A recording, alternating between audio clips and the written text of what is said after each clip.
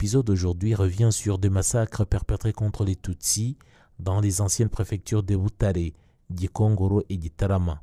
Après la visite du président Sindi Kobgabo, en date du 21 avril, les responsables locaux et les civils furent davantage sensibilisés à poursuivre les victimes au niveau de barrières, chez les voisins, sur les collines et dans les buissons ou n'importe où ailleurs où ils s'étaient réfugiés.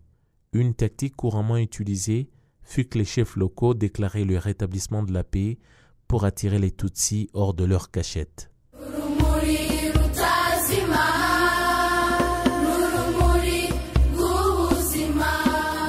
Les faits marquants d'exécution du génocide en date du 23 avril 1994.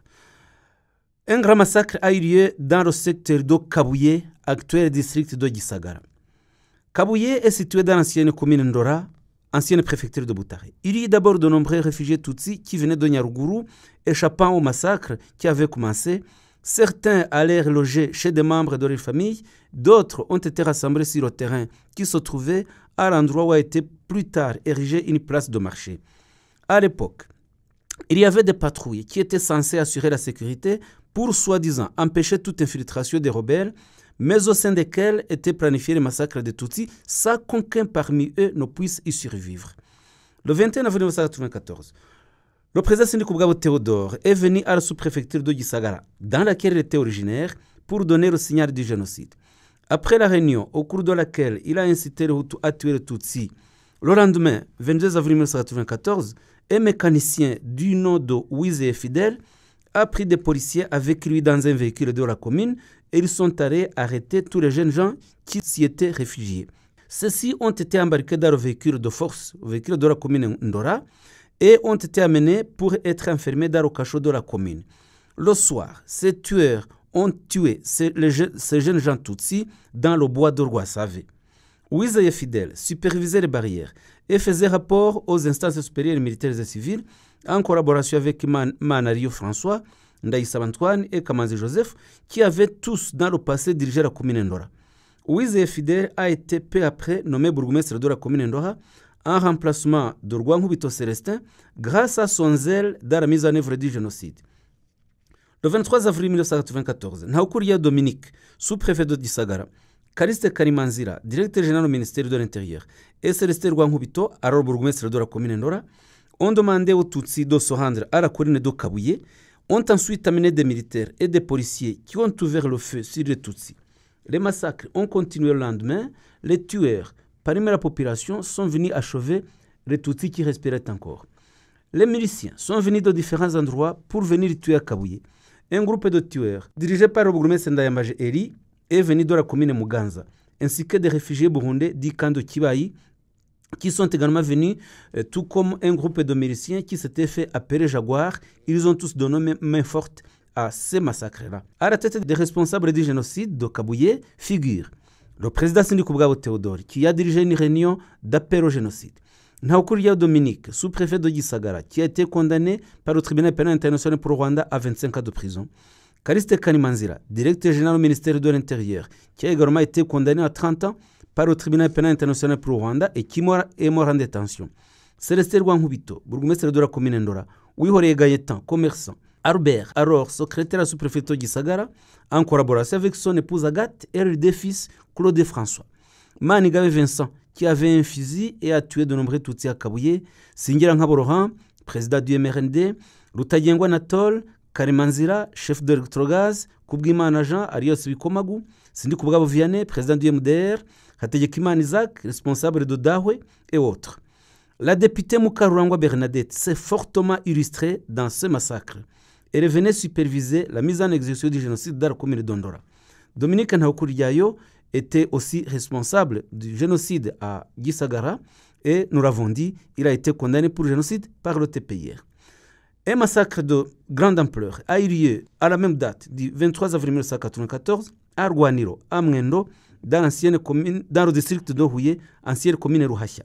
En effet, à partir du 20 avril 1994, le secteur Rwaniro a été attaqué par des tueurs qui venaient de la commune Kinyamakara, en préfecture de Gikongoro. Au départ, la population Hutu et Tutsi confondue a résisté ensemble contre cette attaque.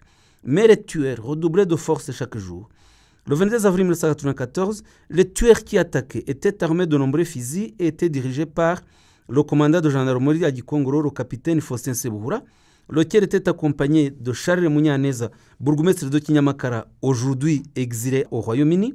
Il y avait également Silas Muchumanyiko, originaire de Kinyamakara et qui était directeur général de la société Tabarwanda. Les membres de la population de Rwaniro ont fui.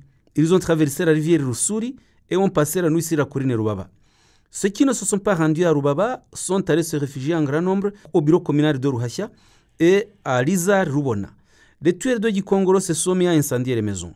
Assistés par d'autres tueurs venus de la commune Maraba, ils ont poursuivi les routes et arrivés à Rubaba, ont, dans un communiqué, demandé aux Hutus de se désolidariser de Tutsis et de venir les aider à tuer ces derniers. Les Tutsis de l'ancien secteur Rwaniro ont été tués petit à petit. Ceux qui ont survécu au massacre de Rubaba se sont rendus à la commune Rusatira et ont rencontré en cours de route un groupe de tueurs dirigé par Nyawenda Esdron, bourgmestre de Rusatira, et Mounia Kayanza qui dirigeait le centre de santé de Ruhasha. Ceux qui ont survécu ont continué vers Rizari Songa où, quand les massacres y ont commencé, certains d'entre eux se sont réfugiés dans la région du Mayaga. Parmi les tueurs de Rwaniro, il y avait Mugemana Tarsis, alias Mabille, enseignant à Rwaniro, Ngenzi Godefroy, qui était moniteur agricole, Nsenyumva Venuste, commerçant, et les Interahamwe Mounia Kayanza Joseph, Ntamukunza Loïse, Munyankindi Michel et Ntahobavukira Emmanuel. À la même date, les massacres de Tutsis ont eu lieu au bureau communal de l'ancienne commune de Musange, Nyamagabe, dans l'ancienne préfecture de Gikongoro. En effet, en ce jour du 23 avril 1994, dans l'ancienne commune Musange, sous-préfecture Kaduha, préfecture de Gikongoro, les Tutsis y ont été tués. Ils avaient commencé à se réfugier le 9 avril 1994. Ce même jour, le bourgmestre Bizimana Bernard a fait le tour des secteurs en véhicule, annonçant dans son mégaphone que tous les Tutsis devaient se rendre au bureau communal et qu'il allait assurer leur sécurité. Les Tutsis s'y sont immédiatement réfugiés en grand nombre et certains d'entre eux sont allés dans les locaux du tribunal de Kanto. Ils y ont vécu dans de très difficiles conditions car, à un certain moment, un interahamwe renommé Mbaïre Longin les a coupé l'eau courante et ils ont commencé à se rendre à la rivière Muhura qui est en bas du bureau communal pour épuiser de l'eau. Le bourgmestre Bizimana a immédiatement fait installer autour des réfugiés une clôture et il a donné instruction aux policiers pour tirer sur toute personne Tutsi qui franchirait la dite clôture. Le 23 avril 1994, vers 10 h du matin, de nombreux Interahamwe militaires ont ouvert le feu sur les réfugiés Tutsis pendant 30 minutes. Après quoi, des tueurs, parmi les citoyens ordinaires, se sont mis à tuer les survivants à l'aide de leurs machettes, ou gourdins cloutés et autres armes traditionnelles.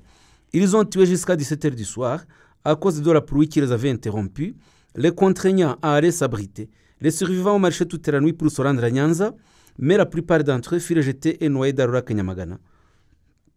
Les autorités responsables de ces massacres sont notamment le bourgmestre Bizimana Bernard, actuellement réfugié en Ouganda, Hategekimana Joachim, sous-préfet de Kaduha, Munyangoga Dominique, un cadre supérieur de la Banque nationale du Rwanda, originaire de Musange, qui était sur place, Mugwaneza, directeur du centre de santé de Musange, Akimana, agronome de la commune Musange, Rwamuhungu, inspecteur des écoles primaires de Musange et autres. Même date, 23 avril 1994, le massacre des Tutsis a eu lieu à Nyamagana, district de Nyanza. Rappelons que le lac Nyamagana date du règne du roi Mutara III Rudahigwa et était destiné à l'irrigation des champs. Pendant le génocide, de nombreux Tutsis furent jetés et noyés dans ce lac et il y avait une redoutable barrière. Le lac se trouvait dans la commune Kigoma, en secteur Remera, actuel district de Nyanza, secteur Busasamana. Pendant le génocide, de nombreux Tutsis sont venus de la préfecture du Kongoro, surtout des communes Rukondo, Kinyamakara et Musange, pour se réfugier à Nyanza, parce qu'ils espéraient y trouver sécurité, car Nyanza avait été relativement jusque-là épargné par les massacres. Certains, parmi les survivants des massacres de la Poras Kaduha, s'y sont eux aussi réfugiés. Lorsqu'ils sont arrivés près du lac Nyamagana, ils y ont trouvé une redoutable barrière. On leur a dit de ne plus avoir peur parce qu'ils étaient désormais dans les bonnes mains des autorités, mais ce n'était qu'une astuce pour les rassembler parce qu'ensuite, ils furent tués à l'arme à feu, machettes, gourdins et autres. À part ces réfugiés, de nombreux Tutsis habitaient aux alentours de ce lac et les tueurs les ont débusqués dans leur cachette, notamment dans les champs de sorgho et chez leurs voisins, car leur maison avait été incendiée et les Tutsis ne pouvaient même pas, par peur, occuper celle qui était encore intacte. Lorsque les Tutsis étaient débusqués, les tueurs les poursuivaient, les encerclaient en hurlant et après les avoir rattrapés, ils les jetaient et les noyaient dans le lac Nyamagana.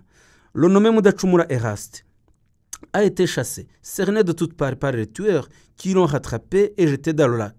Les tueurs ont ensuite plaisanté sur sa mort en disant qu'il s'était suicidé, ce qu'ils ne pouvaient pas faire bien sûr. Les tueurs ont ensuite lancé de grosses pierres sur des Tutsis qui savaient nager jusqu'à ce qu'ils se noient par épuisement. Les Tutsis ont été aussi tués par des gendarmes, parmi lesquels il y avait Haguma et le capitaine Birikunzira François Xavier, qui dirigeait la gendarmerie de Nyanza en collaboration avec un groupe de miliciens appelé Imberebere. Un massacre de Tutsis a eu lieu également le 23 avril 1994 à l'école primaire de Bitsibo dans le district de Kamonyi. L'école primaire qui était appelée Bitsibo pendant le génocide perpétré contre les Tutsis est située dans le village de Nkomane, cellule Rukambura, secteur Musambira, district de Kamonyi. Les massacres sur la colline de Bitsibo ont commencé au grand jour le 20 avril 1994. Les Tutsis ont alors commencé à se réfugier dans des endroits différents, dans les broussailles, chez les voisins, et d'autres furent amenés à la commune de Musambira par les autorités de celle-ci pour qu'ils y soient tués. Le 23 avril 1994, les autorités locales ont fait des communiqués qui affirmaient que la paix était revenue, ce qui a poussé les Tutsis qui avaient survécu et qui s'étaient réfugiés à la commune de Musambira à rentrer chez eux, et tout comme ceux qui s'étaient cachés dans les broussailles ou chez leurs voisins. Le 23 avril 1994, au soir, les tueurs ont rassemblé tous les Tutsis et les ont amenés à l'école de Bitsibo. Toute la soirée, les Tutsis ont été massacrés et jetés dans une fosse qui se trouvait à cette école et qui avait été creusée pour en extirper de la terre utilisée lors de la construction de l'école. Les Tutsis tués à Bitsibo furent nombreux, car même les survivants des massacres du 21 et 22 avril de la commune de Kayenzi étaient eux aussi venus à Bitsibo, tout comme certains Tutsis du secteur Gachula-Bwenge. Les Tutsis tués à cette école le furent à l'aide d'armes traditionnelles, machettes, gourdins et autres. Parmi les tueurs qui ont participé à ces massacres, il y avait Minani, Mbuguje, Badeyo Augustin, qui avait une boutique, Aloïs, responsable de cellule, Lutayengwa Bertin et beaucoup d'autres.